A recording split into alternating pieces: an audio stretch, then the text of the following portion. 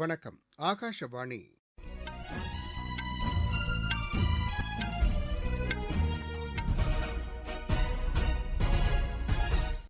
செய்திகள் வாசிப்பவர் ரெங்கநாதன். தலைப்புச் செய்திகள். இந்தியா மொரீஷியஸ் இடையே பிரதிநிதிகள் நிலையிலான பேச்சுவார்த்தை குடியரசுத் தலைவர் திருமதி திரௌபதி முர்மு முன்னிலையில் இன்று நடைபெறவுள்ளது. இந்தியா இங்கிலாந்து இடையேயான தடையற்ற வர்த்தக ஒப்பந்தத்தை விரைந்து இறுதி செய்ய வேண்டும் என பிரதமர் திரு நரேந்திர மோடி திரு ரிஷி சுனக்கிடம் வலியுறுத்தியுள்ளார். நாட்டின் 2வது மற்றும் 3ஆம் நிலை நகரங்களுக்கு உடான் திட்டத்தின் மூலம் விமான சேவைகள் வழங்கப்பட்டு வருவதாக அத்துறைக்கான அமைச்சர் திரு ஜோதிராதித்ய சிந்தியா தெரிவித்துள்ளார். இலங்கையில் புதுப்பிக்கத்தக்க எரிசக்தி திட்டங்களில் முதலீடு செய்ய முன்வர வேண்டும் என்று இந்திய நிறுவனங்களை அந்நாட்டு அரசு கேட்டுக் கொண்டுள்ளது. மகளிர் பிரீமியர் லீக் கிரிக்கெட் போட்டியில் நேற்று நடைபெற்ற ஆட்டத்தில் பெங்களூரு அணி மும்பை அணியை 7 விக்கெட் வித்தியாசத்தில் வென்றது. இனி விரிவான செய்திகள். இந்தியா மொரீஷியஸ் இடையே பிரதிநிதிகள் நிலையிலான பேச்சுவார்த்தை இன்று நடைபெறவுள்ளது. அரசுமுறை பயணமாக மொரீஷியஸ் சென்றுள்ள குடியரசுத் தலைவர் திருமதி திரௌபதி முர்மு, அந்நாட்டு பிரதமர் திரு பிரவீன்குமார் ஜுக்நாத் ஆகியோர் முன்னிலையில் இந்த பேச்சுவார்த்தை நடைபெறுகிறது. அப்போது பல்வேறு புரிந்துணர்வு ஒப்பந்தங்கள் பரிமாறிக்கொள்ளப்படுவதுடன் காணொலி வாயிலாக பல திட்டங்களும் தொடங்கி வைக்கப்பட உள்ளன. தமது இந்த பயணத்தின்போது மொரீஷியஸில் உள்ள வரலாற்று சிறப்புமிக்க இடங்களையும் திருமதி திரௌபதி முர்மு பார்வையிட உள்ளதாக எமது செய்தியாளர் தெரிவிக்கிறார். பிரதமர் திரு நரேந்திர மோடி இங்கிலாந்து பிரதமர் திரு ரிஷி சுனக்குடன் நேற்று தொலைபேசியில் தொடர்பு கொண்டு பேசினார். இதுகுறித்து தமது சமூக வலைதளத்தில் பதிவிட்டுள்ள பிரதமர், இரு நாடுகளுக்கும் பலனளிக்கக்கூடிய தடையற்ற வர்த்தக ஒப்பந்தத்தை விரைந்து நிறைவு செய்ய வேண்டும் என்று கேட்டுக் கொண்டதாக கூறியுள்ளார்.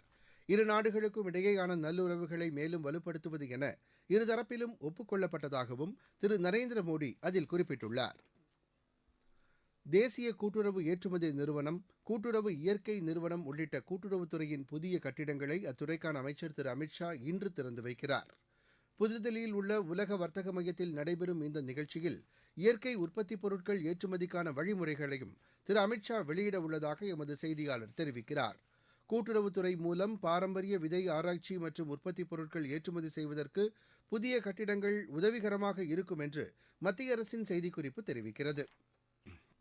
நாட்டின் 2வது மற்றும் 3ஆம் நிலை நகரங்களுக்கு உடான் திட்டத்தின் மூலம் விமான சேவைகள் வழங்கப்பட்டு வருவதாக அத்துறைக்கான மத்திய அமைச்சர் திரு ஜோதிராதித்ய சிந்தியா தெரிவித்துள்ளார்.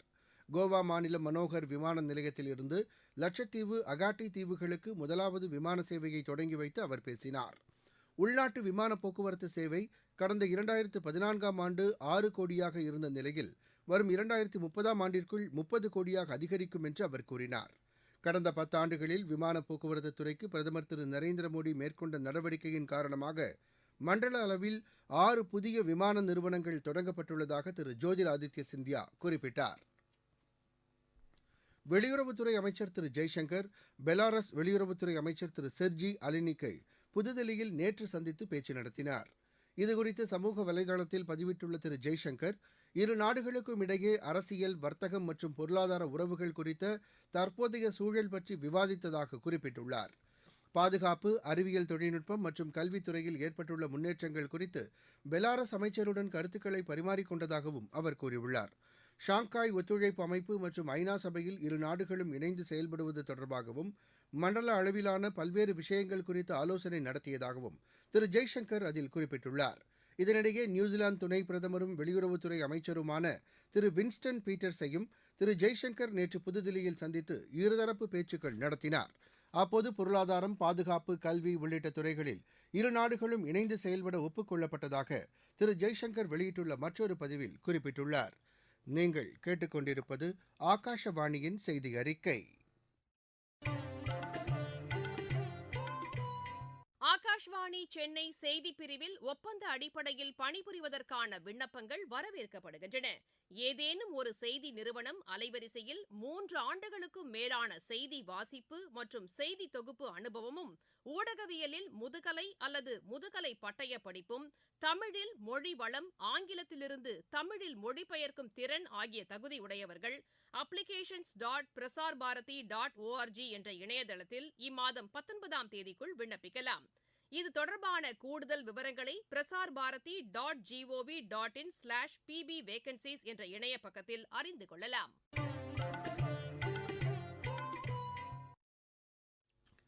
தேர்தல் பத்திரங்கள் தொடர்பான அனைத்து விவரங்களையும் பாரத ஸ்டேட் வங்கி தேர்தல் ஆணையத்திடம் நேற்று சமர்ப்பித்துள்ளது.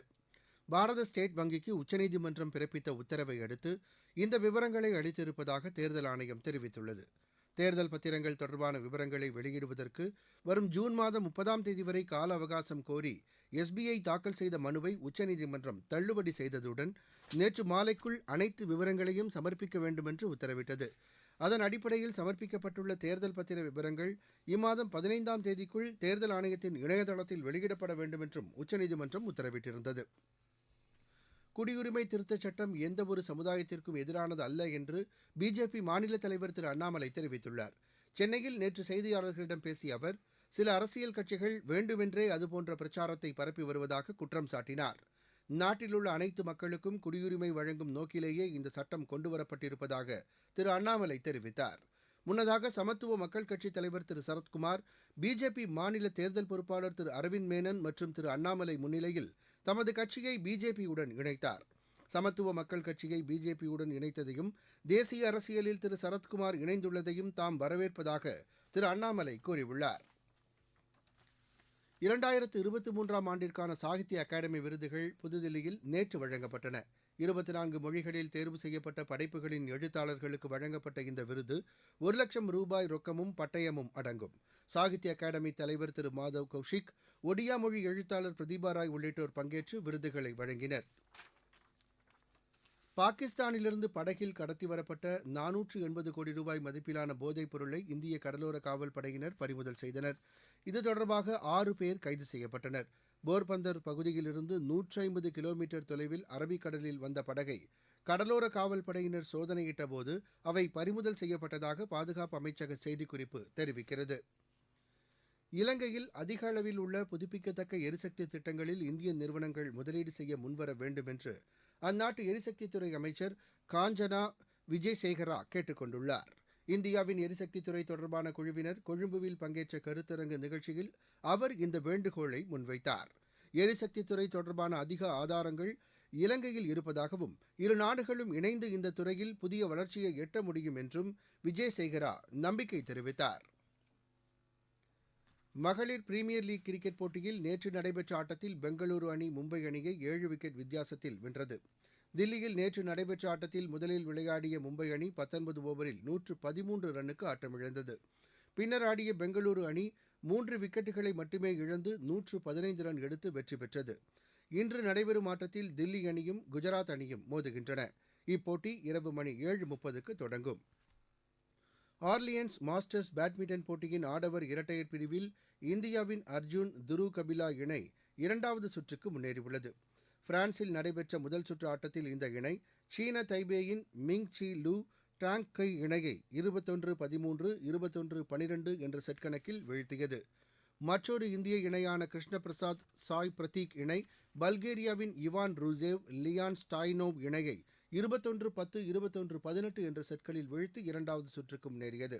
மகளிர் இரட்டையர் பிரிவில் இந்தியாவின் பிரியா ஸ்ருதி மிஸ்ரா இணையும் அடுத்த சுற்றுக்கு முன்னேறியுள்ளது. ஆல் இங்கிலாந்து பேட்மிண்டன் சாம்பியன் போட்டியில் மகளிர் ஒற்றையர் பிரிவில் இந்தியாவின் PV சிந்து காலிறுதிக்கு முந்தைய சுற்றில் இன்று கொரியாவின் ஆங் சி யங்கை எதிர்கொள்கிறார். பெர்மிங்ஹாமில் நேற்று நடைபெற்ற இப்போட்டியில் முதல் செட்டை 21-10 என்ற கணக்கில் வென்ற PV சிந்து எதிர்த்து விளையாடிய ஜெர்மனியின் லீ காயம் காரணமாக வெளியேறியதால் வெற்றி பெற்றதாக அறிவிக்கப்பட்டார். ஆடவர் இரட்டையர் பிரிவில் இந்தியாவின் சிராக் ஷெட்டி சாத்விக் சாய்ராஜ் இணை இன்று பங்கேற்கிறது. லக்ஷயா சென், பிரியான்ஷு ரஜாவத் ஆகியோர் ஒற்றையர் பிரிவு ஆட்டங்களில் பங்கேற்க உள்ளனர். நேற்று நடைபெற்ற ஒற்றையர் பிரிவு முதல் சுற்று ஆட்டங்களில் HS பிரணாய், கிடாம்பி ஸ்ரீகாந்த், ஆகர்ஷி காசியப் ஆகியோர் தோல்வியடைந்தனர். மீண்டும் தலைப்புச் செய்திகள். இந்தியா மொரீஷியஸ் இடையே பிரதிநிதிகள் நிலையிலான பேச்சுவார்த்தை குடியரசுத் தலைவர் திருமதி திரௌபதி முர்மு முன்னிலையில் இன்று நடைபெறவுள்ளது. இந்தியா இங்கிலாந்து இடையேயான தடையற்ற வர்த்தக ஒப்பந்தத்தை விரைந்து இறுதி செய்ய வேண்டுமென பிரதமர் திரு நரேந்திர மோடி திரு ரிஷி சுனக்கிடம் வலியுறுத்தியுள்ளார். நாட்டின் 2வது மற்றும் 3ஆம் நிலை நகரங்களுக்கு உடான் திட்டத்தின் மூலம் விமான சேவைகள் வழங்கப்பட்டு வருவதாக அத்துறைக்கான அமைச்சர் திரு ஜோதிர் ஆதித்ய சிந்தியா தெரிவித்துள்ளார். இலங்கையில் புதுப்பிக்கத்தக்க எரிசக்தி திட்டங்களில் முதலீடு செய்ய முன்வர வேண்டும் என்று இந்திய நிறுவனங்களை அந்நாட்டு அரசு கேட்டுக் கொண்டுள்ளது.